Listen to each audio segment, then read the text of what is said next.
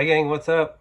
Welcome back here to another edition of Intuitive Angling. Really appreciate you guys making some time to check the video out. Never take that for granted. And if you guys watched the channel yesterday, you know I did a morning video and I was talking about I was sick. And I could not do an afternoon video. It's like it takes a lot for me to not to get my 2 videos out a day. But about 4 o'clock in the afternoon, I couldn't even get out of bed. And everybody's sick in the house here. Kim's sick. It's just something going around here. So dragged myself out of bed this morning, 8 degrees below zero, and I got no heat or air in the tackle room. So you can probably see my breath. It is freaking cold here in the tackle room. Anyway, today, guys, I've got a good tip for you guys. I'm going to show you or tell you guys about what is probably the most unknown wintertime bass fishing lure out there. I've talked about this lure a little bit before in other applications, but today I'm going to give you guys some good tips and advice specifically for fishing it in the wintertime. So real quick, before we get into the tip, just wanted to remind you guys, please check out our View Product Shopping tab. When the video starts, you'll see a little icon that says View Products on the bottom.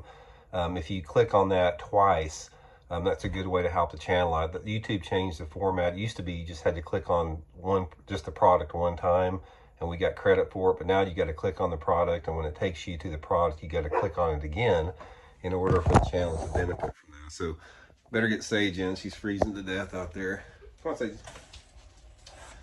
Dang, it's freaking cold out there. Okay, guys, let's get into this. So here's the bait. I'm going to show you right off the bat what it is. We've talked about this before, but I'm going to show you why this is the most underrated or unknown wintertime bait that there is.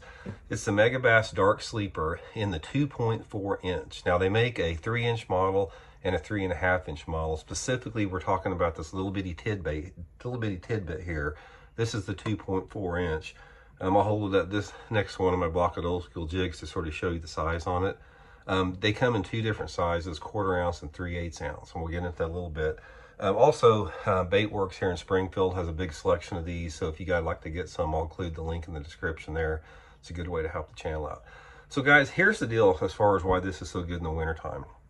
This bait, if you haven't seen me talk about it before, it looks like a swim bait, but you don't fish it like a swim bait. You fish this bait exactly like you would a jig or a Ned rig or a shaky head. It's keel weighted. See that weight right there? It's got a weight in the head and the bottom. So this thing is designed to scoot along the bottom.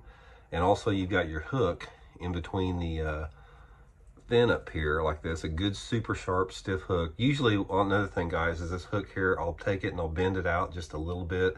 Seems like you hook the fish a little bit better. But what I'm doing with this thing is I'm fishing it on 6-pound test Seaguar and Vizex line, and I'm casting it, working on the bottom, usually around main lake or secondary points.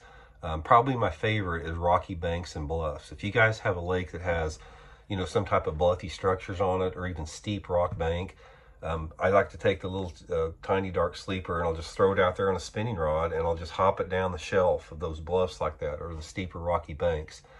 You can also, on those main lake points, in addition to hopping it, you can also drag it like a football head jig. You can get a lot of bites doing that. But guys, this is something that a lot of pros are using this thing and not talking about. I've known a lot of guys that have used this to get checks in tournaments over the past couple of years. Specifically the little size. You know, like I said, there's 3 different sizes, but you get a lot of bites on this little size and you catch a lot of fish on it, especially if you have a lake that has a mixed species. If you have a lake that has, you know, a lot of spotted bass in it, Kentuckies or smallmouth mixed with largemouth, that's when it's really good. It's deadly on spotted bass. I mean, all you guys that fish those big spotted bass lakes like you know, Lake Norman or Lake Lanier, Ozark Lakes, or you guys that are fishing in California, Lake Oroville, and you know, some of those Shaston, those places that's got spots in there, give this a try, man. This little thing is freaking deadly.